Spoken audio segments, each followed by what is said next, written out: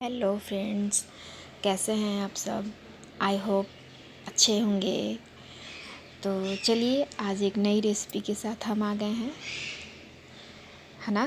तो चलिए फटाफट इस रेसिपी को हम शुरू करते हैं। देखिए हमने उड़द की और मूंग की दाल ली है और आज देखिए हमने इसे मिक्स कर लिया है। और देखिए आज हम ये कौन सी नई रेसिपी बनाने वाले हैं। तो चलिए इस सीक्रेट को आगे आपके साथ शेयर करेंगे। इस दाल को हमने धो ली है, अंदाज़ा आप अपने हिसाब से ले लीजिए।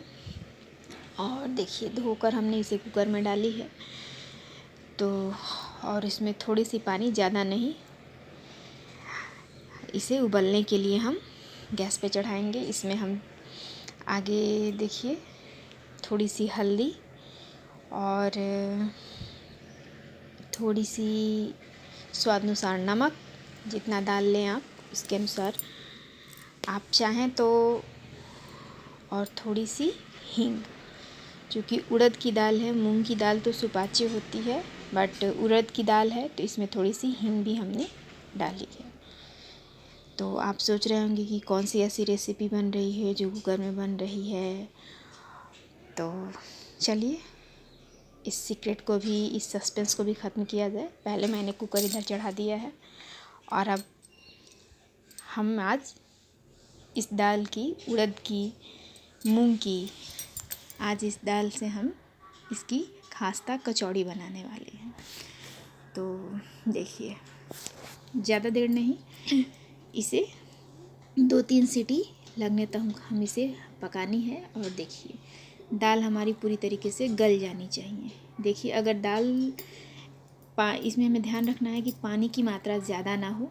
पानी की ज़्यादा मात्रा होगी तो ये गीली हो जाएगी, और कम रहेगी तो सूख जाएगी या जल जाएगी। तो देखिए दाल हमारी अच्छी तरीके से उबल चुकी है ना। आप चाहें तो इसे केवल उड़द की दाल से भी बना सकते हैं या केवल मूंग की दाल से भी बना सकते हैं, लेकिन मैंने दोनों दाल मिक्स करके बनाई है। आप चाहें तो एक दाल से भी बना सकते हैं, केवल उड़द दाल की भी कचौड़ी बना सकते हैं, केवल मूंग दाल की भी बना सकते हैं, और चाहें तो मैंने जैसे बताया है उसके हिसाब से आप इसे, अगर नहीं है तो दोनों को मिक्स करके भी बना सकते हैं। तो चलिए फटाफट हम आगे का प्रोसेस चालू करते हैं। तो अगर मान लीजिए जैसे हमारी दाल थोड़ी ज़्यादा ड्राई हो गई है तो इसमें हम गर्म पानी थोड़ी सी, जिससे कि अच्छे से मैश हो जाए। ऐसे देखिए हमने गैस ऑन किया और कढ़ाई ली है, इसमें हम थोड़ा सा ऑयल डालेंगे। इसमें हमें तड़का लगानी है ना। फ़ौरन के लिए थोड़ा सा हमें इसमें फ़ौरन डालना है। इसे हमें अघारनी है दाल को अच्छी तरीके से। तो देखिए इसमें मैंने जीरा चम्मच, मेथी और राई, ये सारे मैंने डाले हैं तकरीबन टीस्पून से। तो जितनी दाल है उसके हिसाब से, उसी क्वांटिटी के हिसाब से आप इसमें डालें। और फिर जो दाल हमने मैश करके अच्छे से रखे हैं, दाल को ध्यान रहे हमें अच्छे से मैश कर लेनी है। और जब ये इस प्रोसेस को हमें तभी करनी है जब दाल हमारा गर्म हो। जब कुकर से निकाले उस वक्त क्या है कि दाल अच्छे से मेल्ट हो जाएगा, और उसके बाद इसे कढ़ाई में फ़ौरन देकर हमें इसे अच्छी तरीके से गोल्डन फ्राई होने तक इसे हमें अच्छे से भूनना है। बशर्ते ध्यान रहे कि जो गैस की लो है वो बिल्कुल धीमी होनी चाहिए, तेज़ नहीं होनी चाहिए। तेज़ होगी तो दाल हमारी जल जाएगी, नीचे से चिपकने लगेगी। और इसे अगर नॉन स्टिक की कढ़ाई में करें तो भी अच्छी है, या फिर जनरल जो कढ़ाई है हम घर में यूज करते हैं, बस ये रहे कि वो मोटे तले की हो। तो दाल हमारी क्या है कि वो चिपकेगी नहीं, जलेगी नहीं।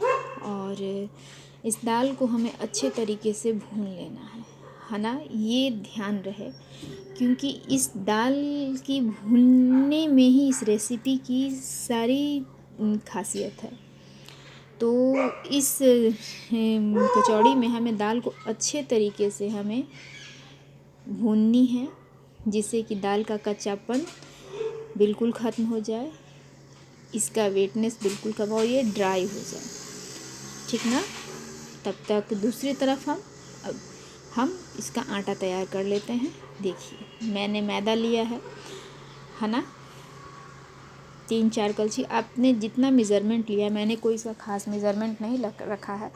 आप अपने हिसाब से आधे किलो आटे का भी बना सकते हैं, मैदा का 1 केजी का भी बना सकते हैं। और इसमें देखिए मैंने थोड़ा सा आटा, तकरीबन 1/4 मैंने आटा इसमें लिया है। 3 से 4 कलछी मैंने स्पून लिया है मैदा, और उसमें हमने अजवाइन, मंगरेल जिसे कलौंजी भी कहते हैं, और स्वादानुसार नमक, और मैंने इसमें थोड़ी सी आटा की मात्रा रखी है, तकरीबन 1/4, और नमक। क्योंकि जैसे आप चाहें तो बिल्कुल इसे मैदे से भी बना सकते हैं, बट इसमें आटा डाल देंगे तो अच्छा रहेगा। और इसमें मोइन के लिए हमने ऑयल डाला है। आप चाहें तो बिल्कुल इसे आटे से भी बना सकते हैं, बट ये मैदा से बनाया जाए तो थोड़ा ज़्यादा अच्छा लगता है। और आप चाहें तो दोनों को मिक्स करके भी बना सकते हैं। देखिए मैंने दोनों का रेशियो 1/4 रखा है। मैदा हमारा 3 से 4, तो आप इस हिसाब से अगर आधा केजी अगर मैदा लेते हैं तो आप उसमें 100 ग्राम या 150 ग्राम के हिसाब से, है ना,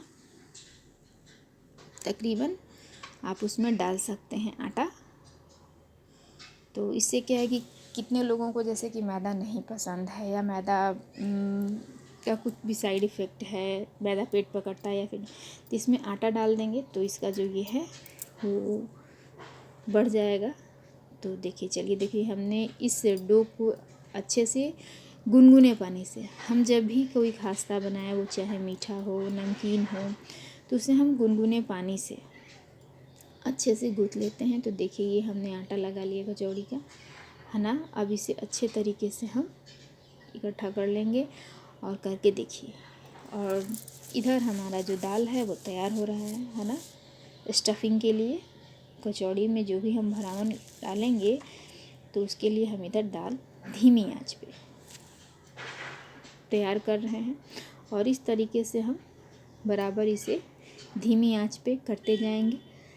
तो क्या है, ऐसा दिखने से लग रहा है आपको कि चिपक रहा है, बट नहीं, इसे धीमी आंच पे और पेशेंस के साथ हमें इसे करनी है, क्योंकि दाल को भूनने में ही काफ़ी समय लग जाता है। बाकी बनाने में ज़्यादा कोई वक्त नहीं जाता है, बट इस दाल को, इस मिश्रण को, इस भरावन के मिश्रण को रेडी करने में ही हमारा जो भी समय जाता है, जो भी मेहनत लगता है। और ये कचौड़ी अच्छी तो बहुत लगती है, लेकिन इसे बनाने में काफ़ी समय लगता है, मेहनत लगती है इस दाल को, इस भरावन को तैयार करने में। तो चलिए देखिए, अब इस स्टेज पे आने के बाद तकरीबन आधा घंटा हमें इस दाल को तैयार करने में, आधा पौना घंटा लग जाता है इस दाल को, चूँकि दाल हमारी गीली होती है और उसका हमें बिल्कुल दरदरा सा ये बनाना है, ड्राईनेस इसमें ज़्यादा। अब देखिए दाल भूनते भूनते इस स्टेज पे आ गया है ना। आपको जब लगे कि दाल चिपक रही है तो आप उसमें थोड़ा सा ऑयल डाल सकते हैं। इससे क्या है कि वो दाल कढ़ाई में चिपकेगी नहीं और वो आसानी से छोड़ देगी। और इस तरीके से देखिए भूनते भूनते हमारा जो दाल है फुल ड्राई हो गया है, और अब ये गोल्डन कलर का है।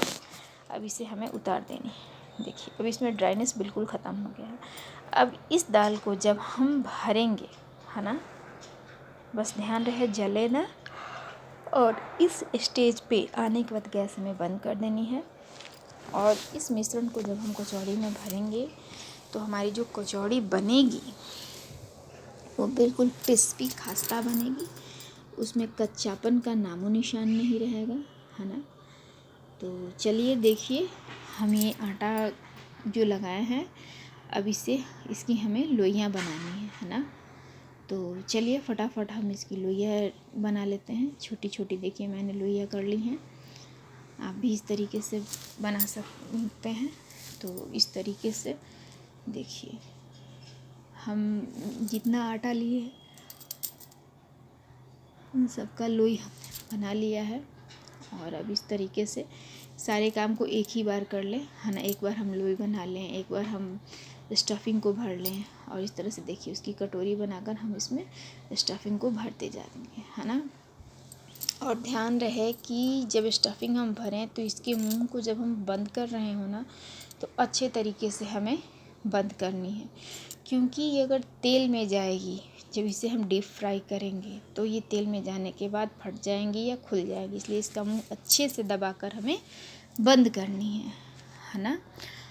तो ये सब छोटी छोटी बातों का ध्यान हम रखेंगे तो हमारी जो कचौड़ी बनेगी बिल्कुल खस्ता बनेगी। देखिए इस तरीके से मैंने सारी कचौड़ियाँ तैयार कर ली हैं, और इसे चाहे तो आप ऐसे भी कर सकते हैं, या तो मैंने देखिए थोड़ी सी इसे बेल दी है ना। अब ये कचौड़ी हमारी रेडी है।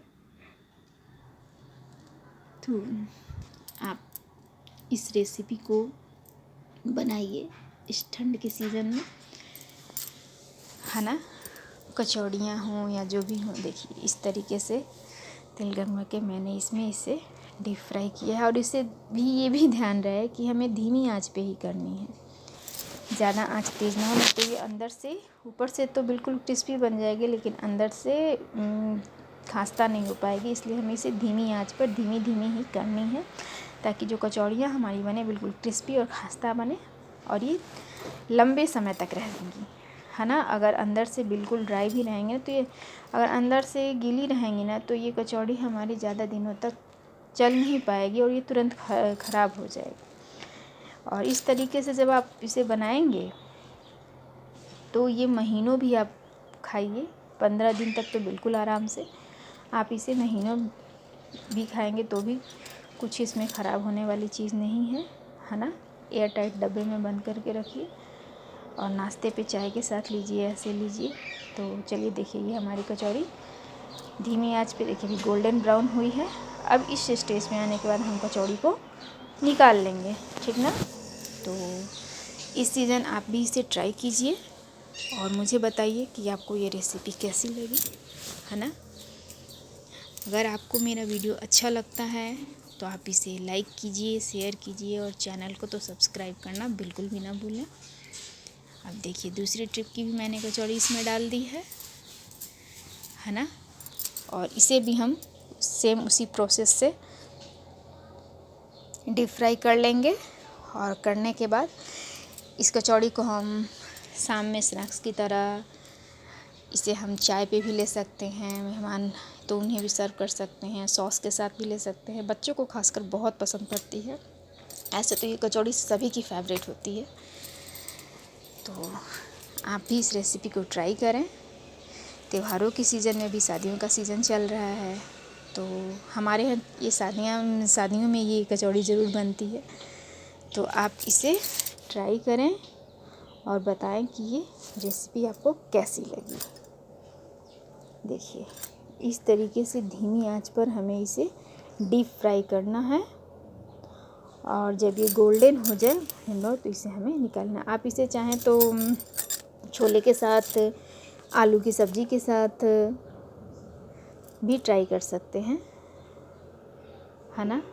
इसे सफ़र में जाते हैं तो भी इसे जर्नी में भी ले जा सकते हैं। तो इस तरीके से कचौड़ी हमारी जब एक बार तैयार हो जाती है तो ये काफ़ी दिन तक चलती है, और ये घर में तो तकरीबन सभी लोग इसे पसंद करते हैं। और अभी तो ठंडी का सीज़न है, सर्दियों का सीज़न है, तो कहना ही नहीं है, एक बार भी बन जाए तो भी काफ़ी दिनों तक ये चलेगी। तो इस तरीके से देखिए हमारी कचौड़ी तैयार है। तो देखिए, चलिए अब देखिए ये हमारी कचौड़ी, देखिए इसकी आवाज़ से ही पता चलेगी कितनी क्रिस्पी और खस्ता हुई है ना। तो चलिए आपको तोड़कर भी दिखाती हूँ, देखिए। तो चलिए इस रेसिपी को बनाइए, एंजॉय कीजिए और मुझे बताइए कि आपको ये कैसी लगी, है ना। Thanks for watching, take care and see you in next video. Okay, thanks for watching.